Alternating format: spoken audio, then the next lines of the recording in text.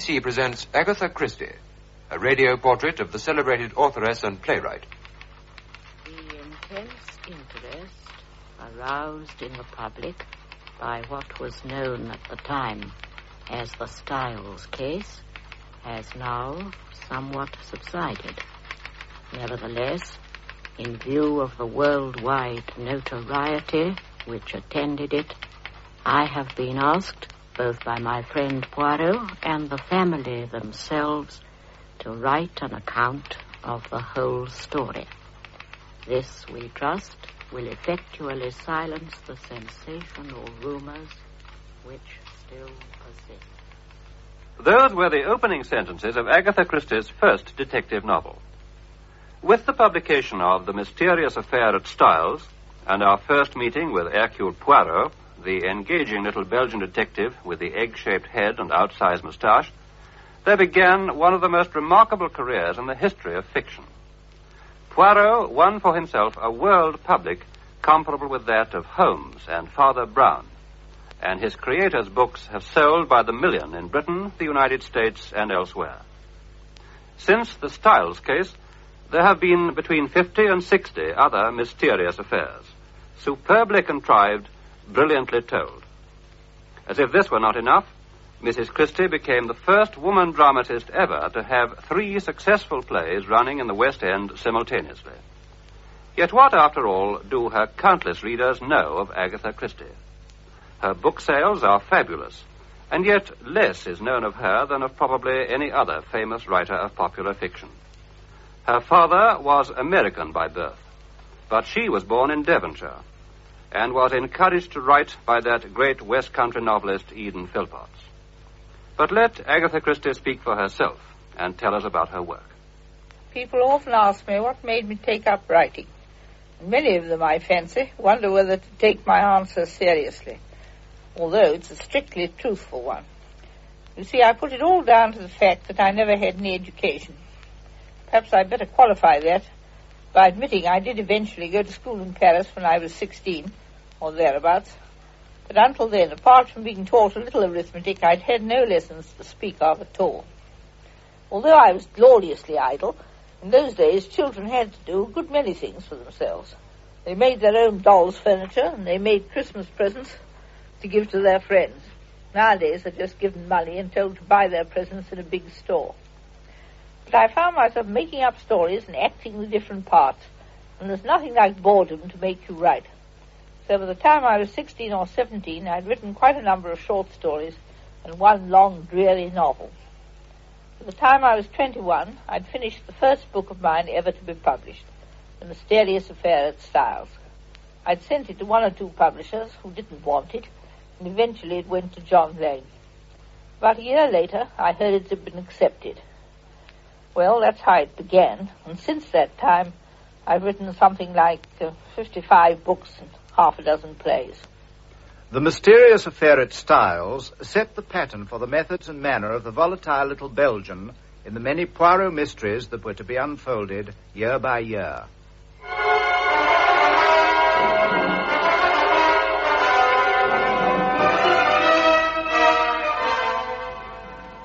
Poirot, uttering a hoarse and inarticulate cry, and putting his hands over his eyes, swayed backwards and forwards, apparently suffering the keenest agony.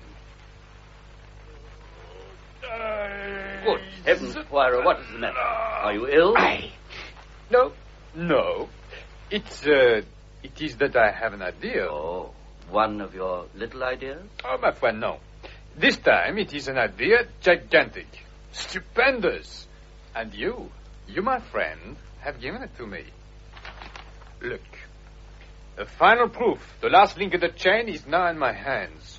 A letter in a murderer's own handwriting, mes amis. Let me read it to you. Dearest Evelyn, you'll be anxious at hearing nothing. It is all right, only it will be tonight instead of last night. You understand? There's a good time coming once the old woman is dead and out of the way. No one can possibly bring home the crime to me. That idea of yours about the bromides was a stroke of genius, but we must be very circumspect. A false step... Here, my friends, the letter breaks off. Doubtless the writer was interrupted, but there can be no question as to his identity. We all know his handwriting.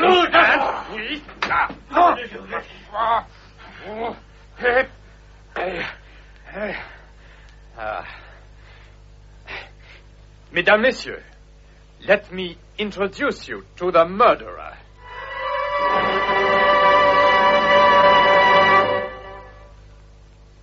Poirot's first recorded case sold well, especially in view of the fact that it was the first attempt of a completely unknown woman writer. Her first publisher was John Lane, and by one of life's happier circumstances, his nephew, Sir Alan Lane, was later to play a big part in the Agatha Christie story. For Sir Alan founded the amazingly popular library of Penguin books, and was to increase the Christie circulation by more than 5 million copies. I remember very clearly when that book, The Mysterious Affair at Styles, was published by my Uncle John Lane at the Bodley Head. My reaction wasn't exactly a critical one. Far from it. I didn't read it as a publisher, because at that time I happened to be the office boy. I devoured it as I devoured my weekly blood. I enjoyed it. The probability is that I should have enjoyed it a great deal more if I had known that one day my own firm would print and sell, which is more to the point, between 5 and 6 million books by this author. We were going to become close friends with a lot of common interests. My wife and I were to spend memorable times with Agatha and Max, her husband, in the Mesopotamian desert. But these pleasant happenings were hidden from me. I had just read about this mysterious affair in the intervals of licking stamps and being more or less polite to visitors, and thought it was a jolly good story. Years afterwards, 10 years perhaps, I met Agatha Christie again. She has lived most of her life in Devon. Devon is the home of my own family, and I found myself being invited to spend happy weekends at her home, first in Torquay, and then on the banks of the Dart. We have a lot of interests in common. Both of us are fond of old houses and old furniture. And over the years, we've traipsed all over the west of England together, popping in and out of antique shops. She is a great collector. I am just a minor one. I have lived with Agatha and her husband in the desert. I have stayed with them time and time again in the past 25 years. I know from her output alone that she is a prodigious worker. And yet, in all that time, wherever we've been, I have never yet heard the click of her typewriter. I've never seen her writing or typing, and in fact I've never been conscious of her having done any work at all, in spite of the astonishing quantity and quality which she steadily produces. When we were with her in the little mud hut at Nimrud, she would be busy on the job of organizing the day-to-day work of the camp, and in the evenings she would be occupied by her sewing and needlework. What we didn't realize now was that while she was doing all these manifold things, some new Agatha Christie play or novel was being worked out in her mind. Whichever way you look at it, there's only one Agatha. Agatha Christie was working as a dispenser in a Red Cross hospital during the First World War when she wrote The Mysterious Affair at Styles. It was published a year or two later, and from that time to the present day, the keys of the famous Christie typewriter have been tapping out a never-ending flow of novels, articles, short stories, and plays. Her fifth novel, The Murder of Roger Ackroyd, is still regarded by many people as her finest. Ackroyd was sitting as I had left him in the armchair before the fire. His head had fallen sideways, and clearly visible, just below the collar of his coat, was a shining piece of twisted metalwork. Parker and I advanced till we stood over the recumbent figure. I heard the butler draw in his breath with a sharp hiss. "Stamped from behind," he murmured. "Horrible." The Murder of Roger Ackroyd, with its shattering surprise ending, was hailed as a classic of detective fiction. In a few years, Agatha Christie had become a highly skilled craftsman, and people were curious to know what her approach to the business of writing was. Yes, I do find that one's friends are curious about the way one works. What is your method, they want to know. Well, the disappointing truth is that I haven't much method. I type my own drafts on an ancient but faithful machine I've owned for years, and I find a dictaphone useful for short stories or for recasting an act of a play, not for the more complicated business of working out a novel.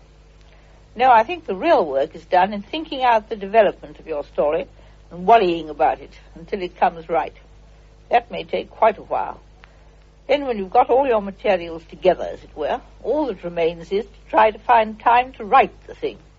There is an altogether astonishing continuity about the Christie career.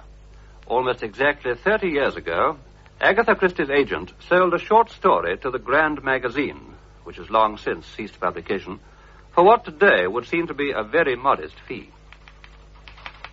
Mr. Mayhern adjusted his pince-nez and cleared his throat with a little dry-as-dust cough that was wholly typical of him. Then he looked again at the man opposite him, the man charged with willful murder.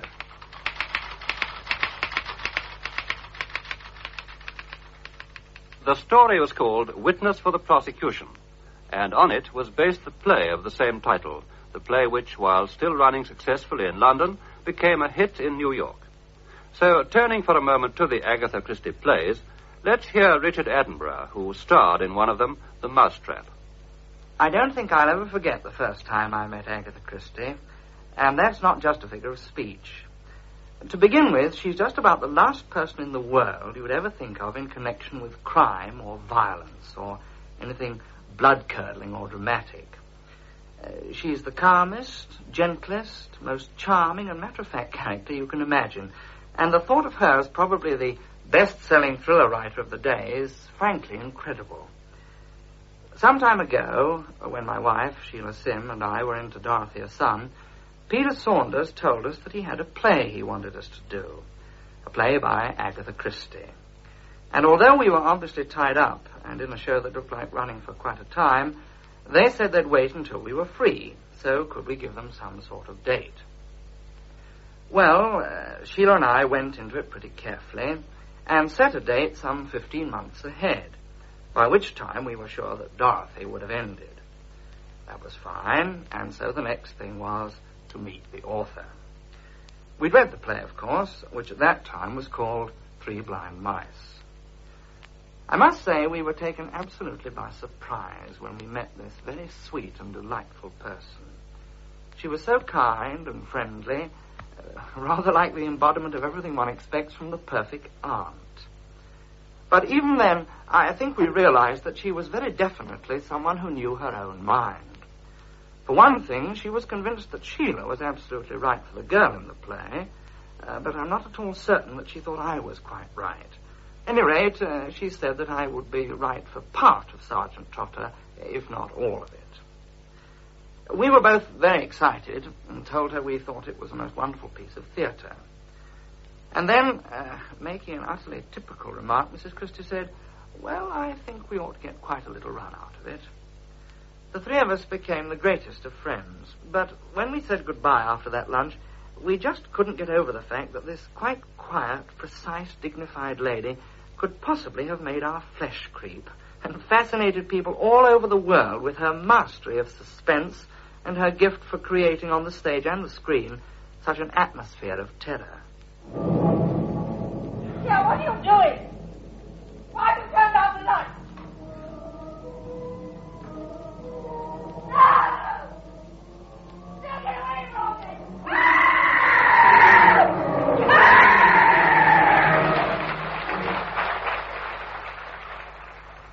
With her remarkable output of novels, short stories, and plays, even experienced writers wonder how on earth Mrs. Christie does it. She has her own answer. It's difficult to say, but 3 months seems to me quite a reasonable time to complete a book, if one can get right down to it. On the other hand, plays, I think, are better written quickly. And of course, writing plays is much more fun than writing books. You haven't got to bother about long descriptions of places and people, or about deciding how to space out your material. And you must write pretty fast to keep in the mood and to keep the talk flowing naturally. I prefer to write a play as a play, that is, rather than to adapt a book. The only reason I ever did that was because I didn't care very much for what happened when other people tried to turn my books into plays. So, in the end, I had to do it myself. Mrs. Christie has always held strong views about the way in which her characters have sometimes been recreated on the stage and screen. In one of her books, she has the character of a woman novelist who expresses these views. You've no idea of the agony of having your characters taken and made to say things they never would have said and do things they never would have done. And if you protest, all they say is that it's good theatre. But whatever Agatha Christie may have thought of her characters as portrayed on screen or stage, or indeed of her own fabulous success as a thriller writer, she found consolation in writing romantic novels under a different name. More than 20 years ago, reviewers discovered a new writer called Mary Westmacott. Christie fans had no idea of the connection between the two authors. As Mrs. Christie says herself, I get a great deal of pleasure in writing my Mary Westmacott books. I concealed Mary Westmacott's identity very successfully for nearly 20 years, but it's a secret no longer, and I can only say that writing a different type of story is my indulgence, and I enjoy it tremendously. one remarkable quality of this prolific writer is her gift for detachment. She has many interests, not least archaeology, and Sir Mortimer Wheeler, himself a celebrated archaeologist and author, gives us this picture. Agatha Christie. I think of her at a party, as it might be one of those episodes in her own novels or plays, when the characters are assembled and the plot thickens. She is sitting a little to one side of the scene, dressed probably in brown, with a jewel of old fashion upon her corsage. Unlike the others, she has no wine glass beside her, and obviously needs neither the stimulus nor the gesture which such provision assures to lesser folk. Beneath a wealth of grey hair, she looks upon the world with calm and kindly eyes, observant rather than inquisitive, and always with a twinkle or a smile in readiness. Her talk is easy and leisurely, enlivened now and then with an unanticipated flash of wit, but not in the full sense of the term vivacious.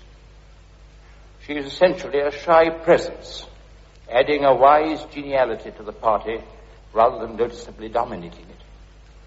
This quality of reserve and quiescence, it seems to me to be also an integral quality of her writing. The characters and episodes, even the climaxes, emerge from her books and plays, much more like a plant growing than like the jigsaw puzzle with which they are sometimes compared. How many hours she spends at her desk, I do not know, but she finds ample time also for living and seeing. Presently she will be climbing the great mounds which represent the famous Assyrian city of Nimrud in northern Mesopotamia, where her husband, Professor M.E.L. Malawan, is to renew the excavations that have in recent years revealed so much of the history and craftsmanship of 26 centuries ago. And Agatha will be no idle bystander. She is a part of the expedition, alike its hostess and at home in its workshops. Years ago, her crime story, Murder in Mesopotamia, had just such a setting.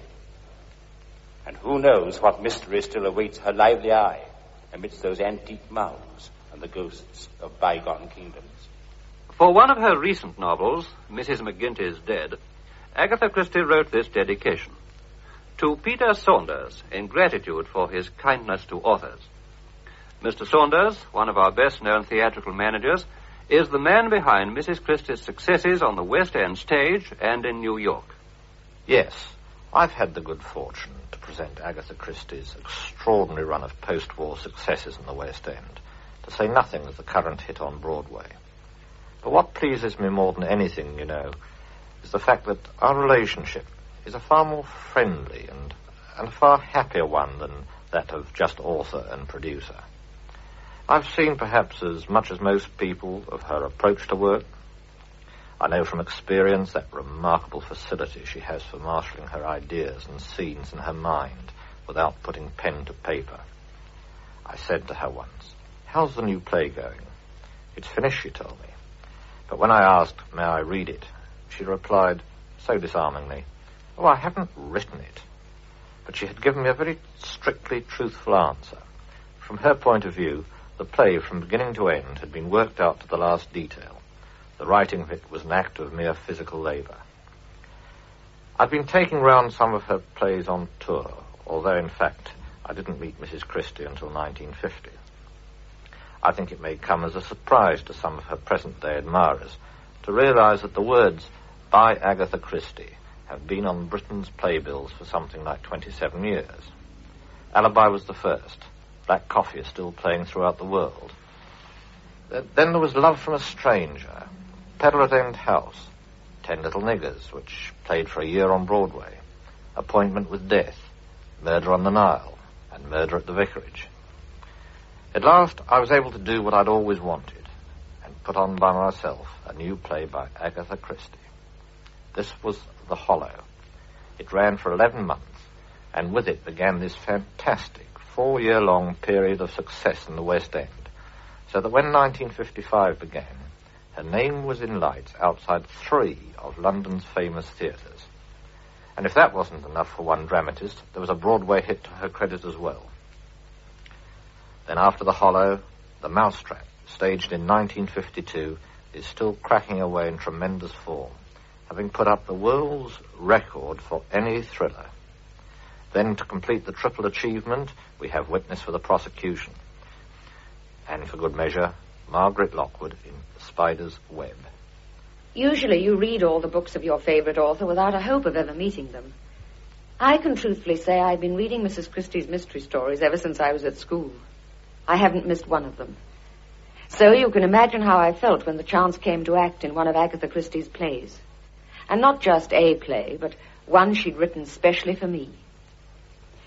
One day, Peter Saunders and Herbert de Leon told me they had this idea of asking Mrs. Christie if she'd write a play for me. Before we met at lunch, I realized that although I'd loved reading her stories, I really had no idea how she would look. And like a good many others must have been, I was taken completely by surprise. She was utterly unlike anything I had remotely imagined. She was perfectly charming, and we got on very well. But I couldn't help thinking of her in the setting of a country vicarage. We discussed the whole idea, and naturally, of course, it was to be a murder play. Then we talked for a while about the kind of character I should play. And Mrs. Christie vanished into Devonshire. 3 months later, the complete play arrived. I sent her a telegram right away to say how delighted I was with it. I couldn't do it for some time, of course, because I was making a picture. So the whole plan remained a deep, dark secret between the 4 of us until the first announcement was made in the press. Witness for the Prosecution, as you know, opened in New York a couple of days after Spider's Web had its first night in London, and has turned out to be one of the biggest hits there for years. The basic idea of Witness for the Prosecution was in one of my very early short stories. I was very pleased indeed when my old friend Francis L. Sullivan was engaged for the New York production, and, of course, Patricia Jessel, who created the part here. Larry Sullivan played the part of my Belgian detective, Hercule Poirot, in Alibi more than 25 years ago. Yes, it was in 1928 that I first played Monsieur Poirot in a touring company of Alibi, and it was through this that a couple of years later I made my first West End success in the same part in Black Coffee, and I again played him for a third time in Perrault End House in 1940. Although I met Mrs. Christie at rehearsals and we had got on very well, I did not get to know her really intimately until the end of the war, when I approached her to write another play for me. My wife and I were living at Hazelmere in Surrey at the time, and Agatha came down to stay with us for several weekends whilst discussing what the play should be. On one of her weekend visits, I had an excellent chance to observe at least the outward manifestations of the creative phase of her work. At the back of the house, my wife, in a moment of insane optimism over the English weather, had caused a swimming pool to be made with half a dozen paths leading down to it through the chestnut woods. And one fine Sunday morning, I discovered Agatha wandering up and down these paths with an expression of intense concentration. I asked her what she was doing, but she was very uncommunicative, so I left her to it and dived into the pool. The sequel came about a year later when there arrived one day a copy of The Hollow, with the printed dedication to Larry and Annie, with apologies for using their pool as the scene of a murder. After that contribution from Francis L. Sullivan in America, a last word from the author of this program, Gail Pedrick. Of all the scripts I've written in the past 25 years, 800 or 900 in all, this was one of the most interesting to do. But in one way, it puzzled and bothered me a little. Just a little. And this is really most unusual. Now and again, you see, the picture seemed too good to be true. Her friends, one and all, think she's wonderful, and say they will never forget the time they first met her. And I'm sure they mean it. True, there was more than a hint that she's a woman who knows her own mind and doesn't hesitate to speak it. But what an admirable quality. Then, we are told, she has a way of sitting in company, withdrawn and sometimes silent, And I suppose some people might find it exasperating to think she's plotting scenes of violence and villainy while they're talking their heads off about something else. But to be reserved, after all, is only shyness grown up. No, her friends love her and are under some happy, comfortable spell. All the same, the rest of us may be forgiven for wondering if the real Agatha Christie isn't rather more baffling than some of her characters.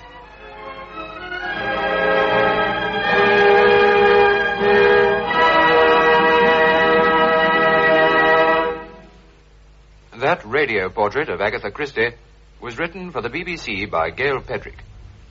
The narrator was John Webster, and the production was by Thurston Holland. The Lamp by Agatha Christie, dramatised for radio by Patricia Mays, and starring Judy Cornwell as Mrs. Lancaster and Timothy Bateson as Mr. Windburn.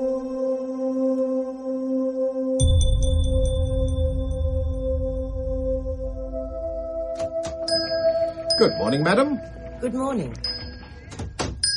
My name is Mr. Radnor. I'm the senior partner. Can I help you?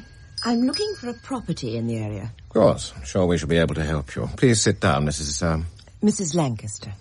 Please, ma'am. Thank you. Now, a large or small property, madam? We have a wide range on our books. Not too small, you understand, and then again, not too large. Preferably with a reasonable rent. Mm-hmm. Reasonable rent, you say? Yes, that would be my preference. See. Now, let me see. Well, we do have 19 Willow Square. It's a very charming residence of medium size. Its rent, too, is very reasonable. It's on 3 floors with 2 or 3 attics. You don't have to use them all, of course. The drawing room downstairs is spacious, with a delightful aspect across the square. How many bedrooms? 3 of adequate size, and one of the attic rooms has served for a bedroom in the past, I understand. How many servants have you, madam, if you don't mind me asking? 1. Only the 1. Well, I think 19 Willow Square would be very acceptable in the circumstances. So, here are the details. Yes, the rent is very good, as you say. Still, I would like to see some others, if I may. Of course, madam, of course. Now, these are mainly larger properties, of course, and it's possible the rent might be too much. I don't know. 21 Rapier Court. That would be too expensive. Mm-hmm. And there's 53 Edinburgh Avenue. That's a nice little house, recently come on the market. It's still a little on the expensive side. Well, in all honesty, madam, I think you would be well advised to allow me to take you to see 19 Willow Square. I'm sure you'll find it most acceptable.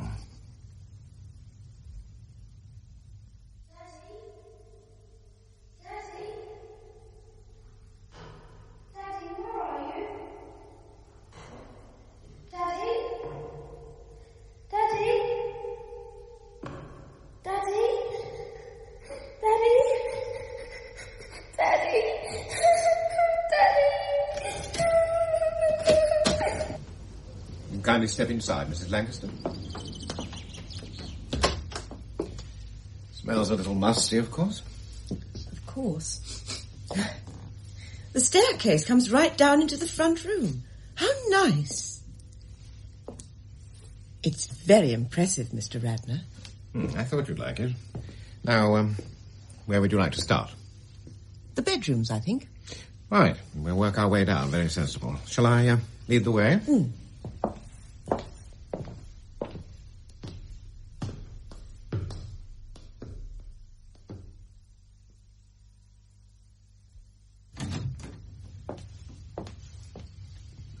Yes, very nice. Very spacious. Tell me, Mr. Radnor, what is the matter with the house? Matter, Mrs. Lancaster? Yes, what's wrong with it? Well, of course, an unfurnished house is always a little gloomy. Nonsense. The rent is ridiculously low for such a house. Merely nominal. There must be some reason for it. The house isn't haunted, is it? Haunted? No, of course, that is foolish. I don't believe in ghosts or anything of that sort, and personally it's no deterrent to my taking the house. But servants, unfortunately, are very credulous and easily frightened. it would be kind of you to tell me exactly what thing is supposed to haunt this place. Really, Mrs. Lancaster, I don't know. I am sure you do. I cannot take this house without knowing. What was it? A murder? Good heavens, no. Nothing like that. Well then, Mr. Radnor, what does haunt this house? It's, only a child. A child? Yes. Go on. I don't know the story exactly. Of course, there are all sorts of different versions, but, I believe about 30 years ago, a man by the name of Williams took this house. Nothing was known of him. He kept no servants. He had no friends. He seldom went out in the daytime. He had only one child, a little boy. One day, after he'd been here for 2 months, he went up to London. He'd hardly set foot in the metropolis before he was recognized as being a man wanted by the police on some charge. Exactly what, I don't know. Mm. But it must have been a grave one, because sooner than give himself up, he shot himself. Oh. Meanwhile, the child lived on here, alone, in the house. He had food for a little time, and he waited day after day for his father to return. Of course, he did not do so. And, unfortunately, it had been impressed upon him that he was never, under any circumstances, to go out of the house or to speak to anyone. He was a weak, ailing little creature, and he did not dream of disobeying this command. In the night, the neighbors, not knowing that his father had gone away, often heard him sobbing in the awful loneliness and desolation of this empty house. And he starved to death. Oh, that is a terrible story.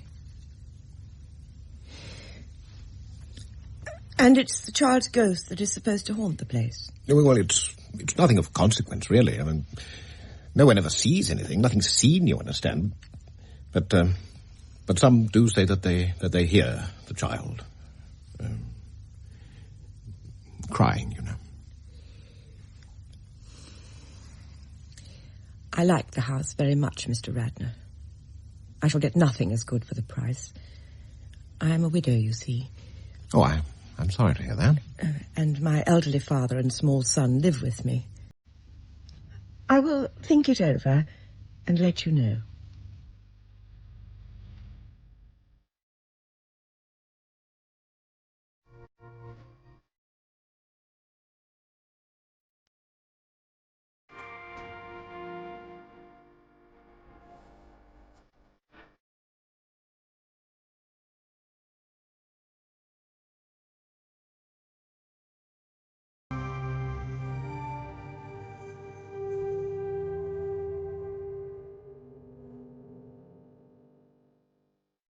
This room's looking cheerful already, isn't it, Father?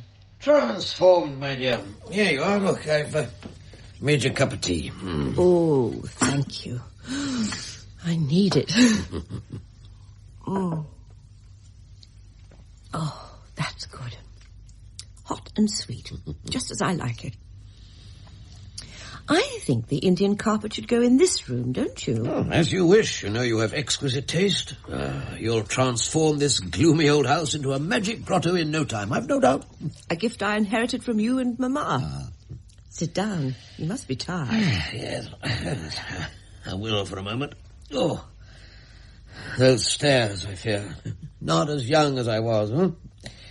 By the time you finish with this place, no one will think it's haunted. Papa, please. Not on our first day. Well, all right. We'll agree there are no such things as ghosts. If you would.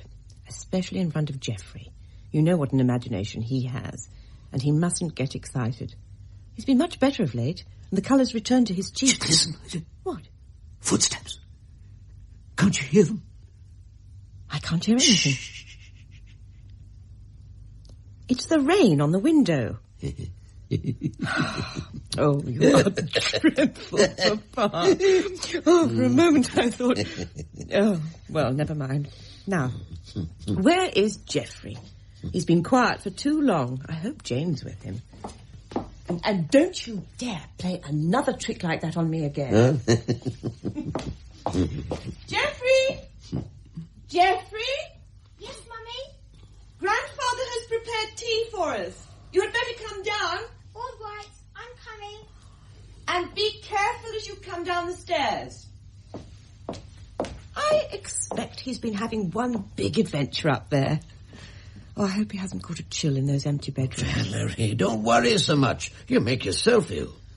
There'll be more room for him in this house. All the nooks and crannies are filled with excitement for an inquisitive young boy. That's it, Geoffrey. Come along. Ah, there you are, Geoffrey. Now, you sit on that chest. What's the matter, Grandfather?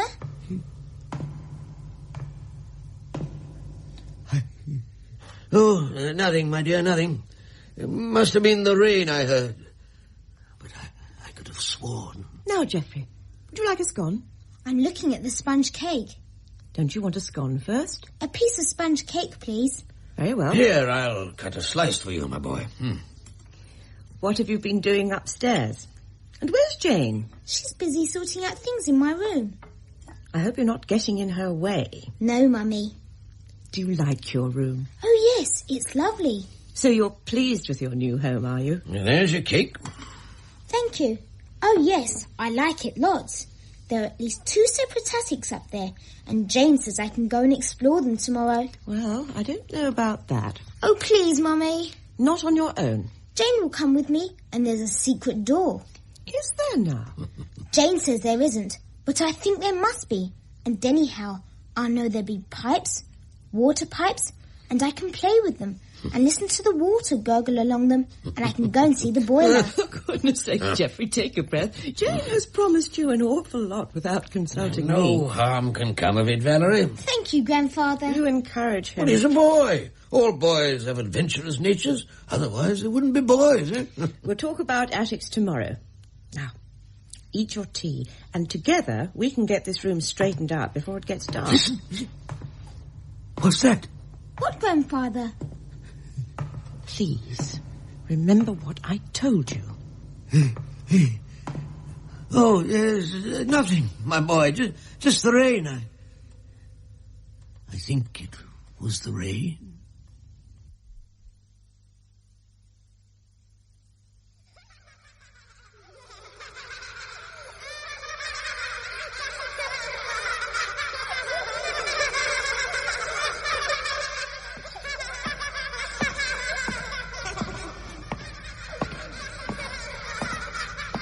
What's happening? Where am I? What city is this? Where is he? Have you brought him? No, I'm sorry, I have not.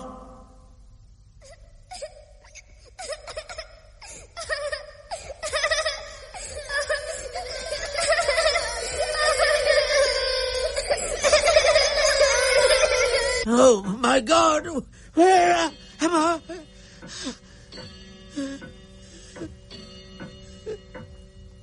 Oh, it was a dream.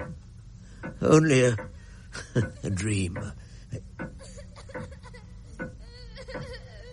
What's that?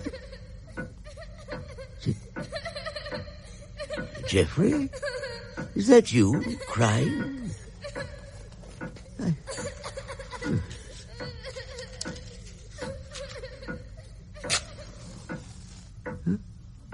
Oh, it stopped.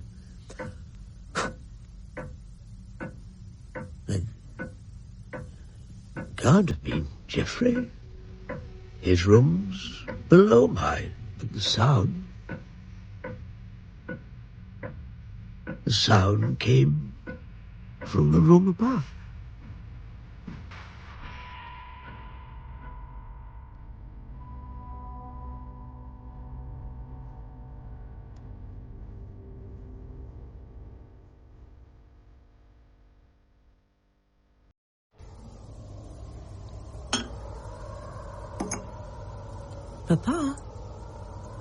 Papa, dear.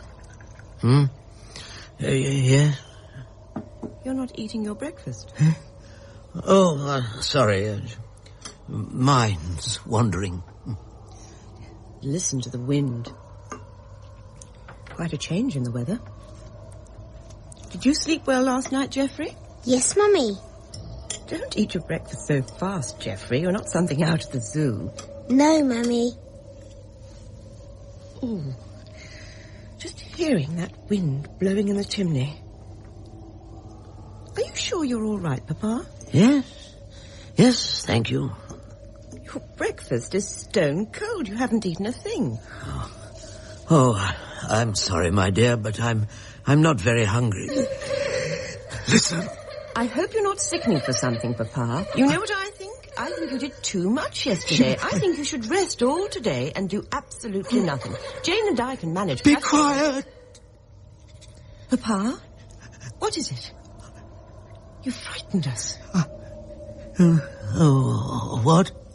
It's all right, Grandfather. There's nothing to worry about. Oh, I am sorry. Forgive me. It was nothing. Honestly, it was nothing. You're right. I'll take things easier today.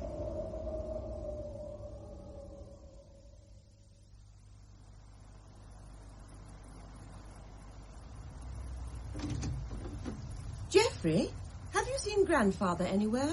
No, Mummy. Oh, perhaps he's lying down. I won't disturb him if he is. What are you doing? Looking out of the window. Oh, can't you find something more interesting to do than that? I'm bored. Well, why don't you get me one of your books and let me hear you read? I don't want to. I'd wish you'd let me play with the little boy. Which little boy, dear? I don't know his name. He was in the attic, sitting on the floor, crying. But he ran away when he saw me. I suppose he was shy. And then when I was in the playroom, building a house with my bricks, I saw him standing by the door, watching me. What are you saying, dear? I looked straight at him and said, "Come and help me." But he didn't say anything. And then when I asked Jane who he was and told her I wanted to play with him, she said there wasn't a boy in the house and not to tell lies. I don't love Jane anymore. Jane was right. There is no little boy. But I saw him. Oh, Mummy, do let me play with him. He looks so lonely and unhappy, like I must have been just now. Geoffrey? Oh, Papa, you startled me. I didn't hear you come down. That poor little boy is lonely. And perhaps you can do something to comfort him. But you must find out how by yourself. Like a puzzle, do you see? Geoffrey, I think you'd better go upstairs and find Jane. It's time you washed, ready for tea. Oh, all right. Papa, this is absurd, and it has to stop. What are you talking about, Valerie? Encouraging him to believe the idle tales of servants. No servant has told the child anything, Valerie. That boy has seen what I hear. What you're saying is ridiculous. Is it? Of course it is. Why don't I see or hear it then? Do you remember these words?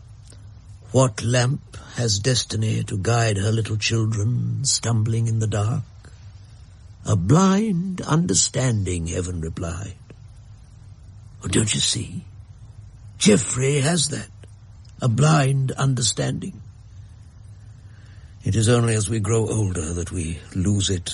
We cast it away from us. Sometimes when we are quite old, a faint gleam comes back to us, but the lamp burns brightest in childhood. That is why I think Geoffrey may help. I don't pretend to understand. Oh, no more do I.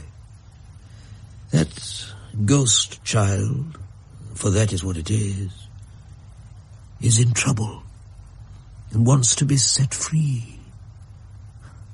How? I do not know. It's awful to think of it, sobbing its heart out. A child.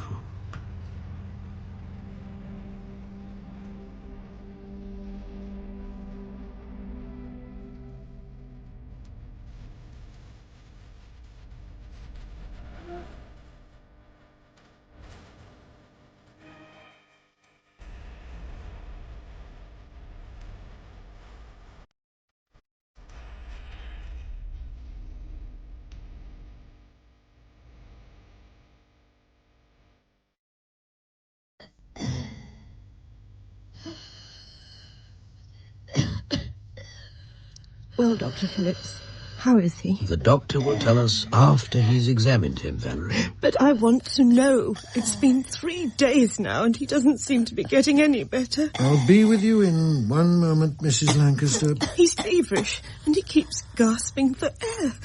Then he'll sleep peacefully. Please, Mrs. Lancaster, I'm trying to listen to his lungs. I'm sorry. I'm sorry. There, my dear. Geoffrey will be all right. He's never been strong. He's like his father. He suffered with a weak chest, too. He caught a chill and it turned into bronchitis. There.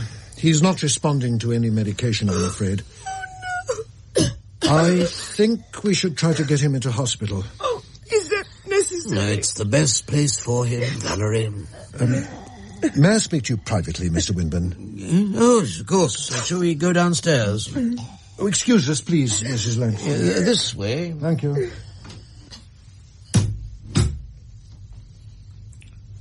Well, Doctor, you can tell me the truth.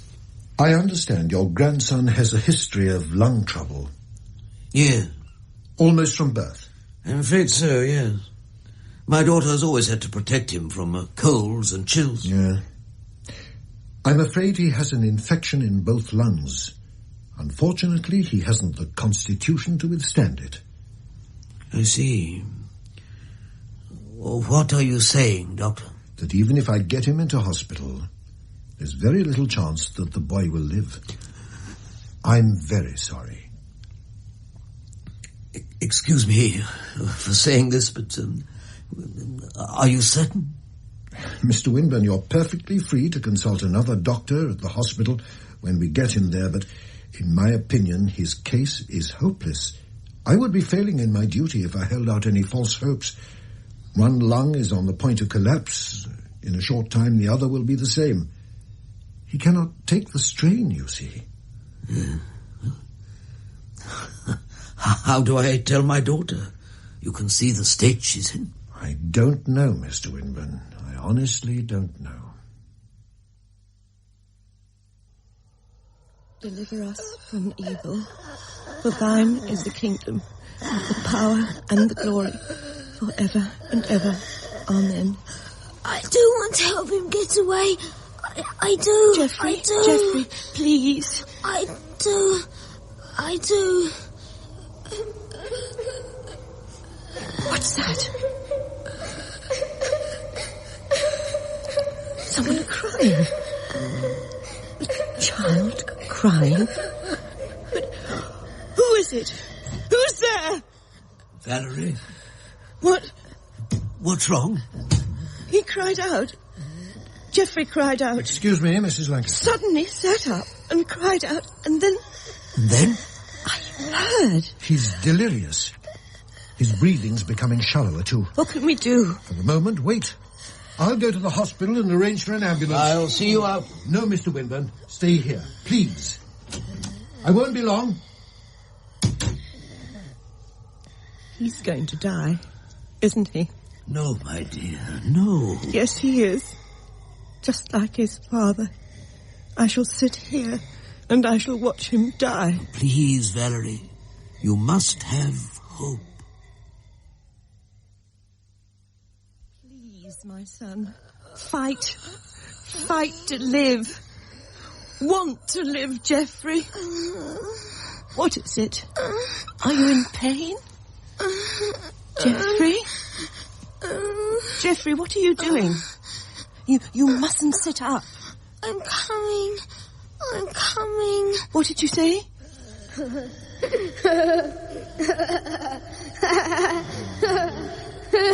What's happening?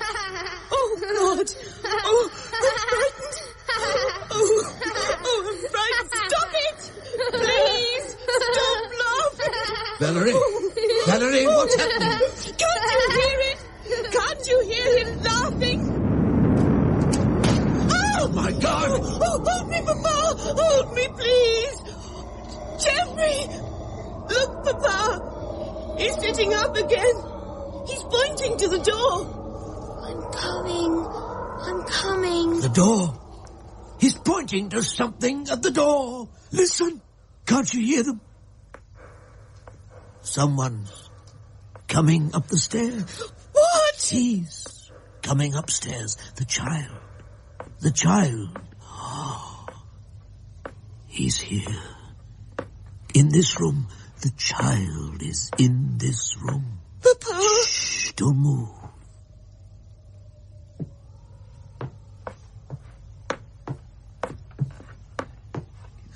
What's happening? Oh, for God's sake, tell me what's happening! Valerie, come away from the door. Let them go. Let them go? Oh, there are 2 of them? 2? Yes, dear. 2 children. Now. Geoffrey? Don't look. He's gone. Can't you hear? Silence. Nothing but silence.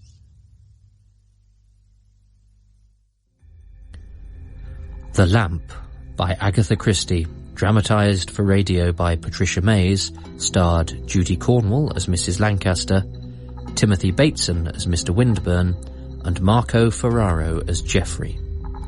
William Edel was Radnor, Arnold Diamond the Doctor, and Simon Meacock the Child.